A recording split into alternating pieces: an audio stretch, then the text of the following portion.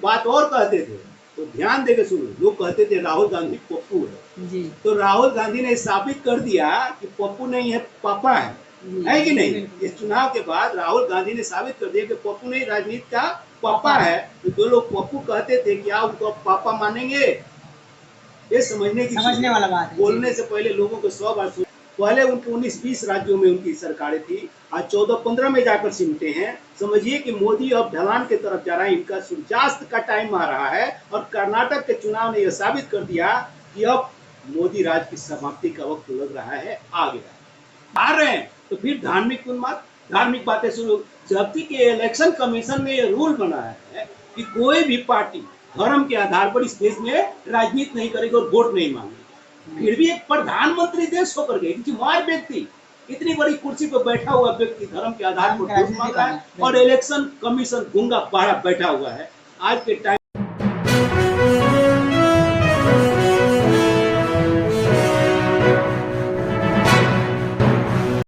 नमस्कार साथियों, मैं रजनीश भारती, आप देख रहे हैं महानायक टीवी न्यूज। साथियों, आज मैं बिहार के सारण जिले के बनियापुर प्रखंड के मैं बनियापुर में ही उपस्थित हूँ। साथियों, आज मैं सीएम न्यूज के जो पत्रकार हैं विक्रम चौधरी सर, उनसे आज बातचीत करने वाले हैं। तो सर, आपका स्वागत है महानायक टीवी न्यूज पर। आपका भी स्वागत है कि छोटी सी उम्र में आप पत्रकार बनकर के इंटरव्यू ले रहे हैं और लोगों को जागरूकता फैलाने का काम कर रहे हैं। और इसके लिए बहुत बहुत धन्यवाद आपके न्यूज चैनल महानायक टीवी को और आपको भी, आप प्रगति के पथ पर। सर, सबसे पहले हम आपसे जानना चाहेंगे कि अभी कर्नाटक में मतलब इलेक्शन चल रहा था, वोटिंग चल रहा था, लेकिन वहाँ पर बीजेपी के बुरी तरीका से हार हुई है। इसका क्या कारण हो सकता है? हार और जीत ये जीवन में निरंतर चलते रहता है। जी। पार्टियों की हार हो या किसी के जीवन की हार हो। तो मोदी जी ने रेगुलर अभी 10 साल से पूरे हिंदुस्तान में जो है समझिए विराज कर ही रहे हैं, प्रधानमंत्री हैं। तो क्या है कि क्या होता है कि सूरज चढ़ता है तो फिर ढलता है। तो कभी अब बीजेपी और नरेंद्र मोदी जो है कि समझिए कि सूरज की तरह एक जो है पूरे प्रकाश में भारत में हो गए थे। अब ये सूरज का ढलान का वक्त आ गया है। अब मोदी का सूरज ढल रहा है और उसका बहुत बड़ा आपको उदाहरण मिला है कर्नाटक के चुनाव से कि मोदी का प्रभाव पूरे देश में अब कम रहा है। पहले उनके 19-20 राज्यों में उनकी सरकारें थी, आज 14-15 में जाकर सिमटे हैं। समझिए कि मोदी अब ढलान की तरफ जा रहा है, इनका सूर्यास्त का टाइम आ रहा है। और कर्नाटक के चुनाव ने यह साबित कर दिया कि अब मोदी राज की समाप्ति का वक्त लग रहा है, आ गया। देखिए, एक और बात कि जैसे कि बीजेपी धर्म के नाम पर राजनीति करती है, तो भी कर्नाटक में वोटिंग हुआ तो उसका क्या असर रहा? बात है कि देश की जनता को वो लोग जो है माइंड वॉश करके, भारतीय जनता पार्टी आरएसएस या मोदी के जो टीम है, व्हाट्सएप यूनिवर्सिटी है कि नहीं। मेन मुद्दा जो इस भारत का है, शिक्षा है, रोजगार है ना, ये मुद्दा है। महंगाई है, ये मुद्दा है। इस देश में भ्रष्टाचार है, ये मुद्दा है।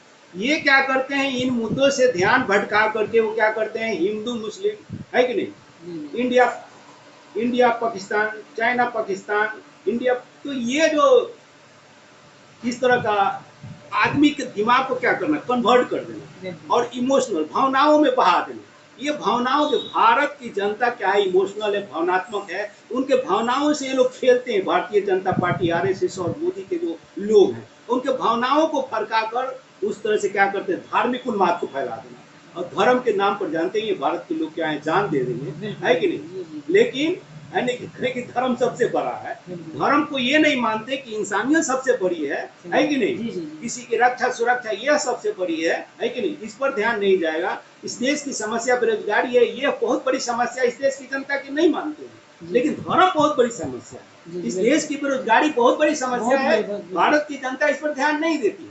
भ्रष्टाचार इस देश का बहुत बड़ा मुद्दा है, भारत की जनता इस पर ध्यान नहीं देती है। लेकिन जो ही धर्म का बात आएगा, तीर कमान लेकर के, तलवार लेकर एक दूसरे से भिड़ जाएंगे। तो यह जो है इमोशनल ब्लैकमेलिंग जो है इस देश की बहुत बड़ी राष्ट्रीय पार्टी भारतीय जनता पार्टी करते आई है, अभी वही की है। और देखिए वहाँ बजरंगबली का नारा लगना शुरू हो गया कर्नाटक के चुनाव में। जब देखिए हम हार रहे हैं तो फिर धार्मिक उन्माद, धार्मिक बातें शुरू। जबकि के इलेक्शन कमीशन ने यह रूल बनाया है कि कोई भी पार्टी धर्म के आधार पर इस देश में राजनीति नहीं करेगी और वोट नहीं मांगेगी।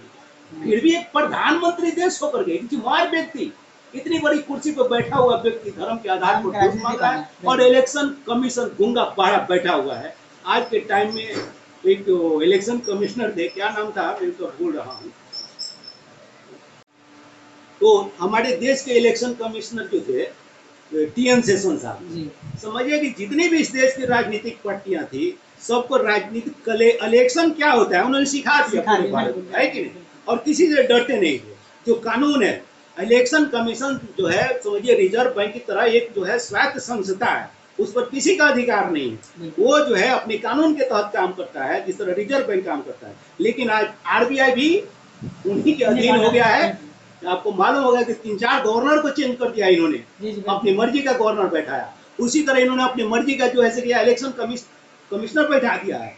जो चाहते हैं वो वही होता करते है हैं। देश में, तो इसलिए कोई एक्शन नहीं हुआ, क्योंकि देश के प्रधानमंत्री है, उनकी सरकार है, कुछ नहीं हुआ। लेकिन जनता ने कहा कि नहीं, इलेक्शन कमीशन एक्शन ले या नहीं ले, कर्नाटक ने जनता ने एक्शन लिया एक्शन लिया और है, मोदी दिखा को दिया। बैक फुट पर भेज दिया, है कि नहीं। और कांग्रेस की इतनी बड़ी ऐतिहासिक जीत, 137 सीट पर जीती, इनको 64 पर ले जाकर सिमटा दिया। ये है कर्नाटक की जनता, जागरूक जनता, जो एजुकेटेड जनता, शिक्षित जनता कहते हैं, और वो धर्मांधता के फेर में नहीं पड़ी, वो अंधी नहीं बनी, और उन्होंने दिखाया कि हम शिक्षित हैं कर्नाटक के लोग, हमें कि नहीं। और मेरा जो मुद्दा है क्या है, शिक्षा है, बेरोजगारी है, भ्रष्टाचार है। बताइए 40% कमीशन की बात वहां हो रही है भारतीय जनता पार्टी की सरकार में, जो राहुल गांधी ने कई बार इस चीज को बोला भी है कि नहीं। और राहुल जी को बहुत बड़ा मैं कहूंगा कि उनका जो भारत जोड़ो यात्रा जो निकला ना, उसका बहुत बड़ा प्रभाव रहा इस चुनाव में, और वो धन्यवाद के पात्र है राहुल गांधी, और उनका लीडरशिप अब निखर करके आ रहा है, ये चीज दिखाई दे रहा है। अभी देखिए सर, देखने को मिला है अभी कहीं कहीं, अभी कोई आवाज भी उठा रहा है कि अभी दिल्ली जंतर मंतर पर काफी दिन से, मतलब जो महिला पहलवान है वहाँ पर बैठे हुए, लेकिन वहाँ पर हमारा माननीय प्रधानमंत्री जी वहाँ पर नहीं गए, लेकिन वहाँ पर कर्नाटक में प्रचार प्रसार करने के लिए वहाँ पहुँच गए। उनके लिए सत्ता जरूरी है, इस बहन बेटियों की इज्जत बहुत बड़ी चीज नहीं है। उनका जो मेडल लड़कियां लेकर के आती है ना, हमारे देश की जो पहलवान है, उनसे उनकी सरकार नहीं चलती है। उनका सरकार ब्रिजभूषण जैसे एमपी से चलता है कि नहीं, जो 34-35 संगीन मामलों में जैसे कि केस दर्ज है, मोस्ट वांटेड में इनको माना जाएगा। ऐसे लोगों की जरूरत है कि नहीं, जो यौन शोषण करते हैं, किसका, खिलाड़ियों का, वो बेटियों का। इस बड़ी शर्म की बात है। यही कारण है कि वोट के पीछे नरेंद्र मोदी जी किसी हद पर जा सकते हैं। भारतीय जनता पार्टी का बेटी बचाओ बेटी पढ़ाओ, ये जो एक बात सिर्फ जो है कैमरे के अंदर, मीडिया के अंदर रह गई। अब तो बेटी बचाना भारतीय जनता पार्टी के नेताओं से बड़ा मुश्किल हो गया इस देश में। ब्रजभूषण सिंह भारतीय जनता पार्टी के इतने कदावर नेता होकर के, और जो देख रहे हैं बहुत ही घिनौना, कहने में भी शर्म आती है, और आज तक मोदी उस पर एक्शन नहीं ले रहे हैं, बड़े शर्म की बात है। लगता है इस देश की पूरी जनता जब तक जंतर मंतर पर जाकर नहीं टिपेटेगी, जिस तरह से किसानों का आंदोलन हुआ था, लगता है इसी तरफ ये रूप होगा, और कि जब तक ब्रिजभूषण सिंह को जेल नहीं भेजा जाएगा, तब तक जनता जो है कि वहां पर डटेगी। और वो ना हो, नरेंद्र मोदी जी माफी मांगे थे किसान आंदोलन में, है कि नहीं, और बैक फुट पर गए थे। इसके लिए भी नरेंद्र मोदी को जो है कि प्रधानमंत्री जी को माफी मांगना पड़ेगा, और वो ना हो ब्रजभूषण शरण सिंह को जेल भेजना पड़ेगा। देखिए अभी देखने में आ रहा है कि जिस प्रकार से अभी कर्नाटक के जो जनता जो एक्शन लिया है, वही एक्शन पूरा हमारे देखने को मिल रहा है ऐसे, क्योंकि जनता के अंदर में गुस्सा है। मोदी जी के नाम लेने पर भी बड़े सारा लोग गुस्सा हो रहे हैं कि महिला पहलवान के बीच वहां पर नहीं गए, इतना अत्याचार हो रहा है, महंगाई बढ़ रहा है, उसके ऊपर एक्शन नहीं ले रहे हैं, बेरोजगारी बढ़ रहा है, उसके ऊपर एक्शन नहीं ले रहे हैं। तो जनता के अंदर में गुस्सा है, इसीलिए वो अपना मतलब अपना काम करने के लिए देखा। बात है कि आदरणीय प्रधानमंत्री नरेंद्र मोदी जी को समझना पड़ेगा। जी नरेंद्र मोदी जी मीडिया में आकर बोलते हैं, देखो मैंने 5 साल सरकार चलाया, कोई भी भ्रष्टाचार में हमारा मंत्री करप्शन में शामिल नहीं है। देखो मैंने 10 साल सरकार चलाया, कोई भी बलात्कारी मंत्री हमारे में नहीं है। अब क्या कहेंगे?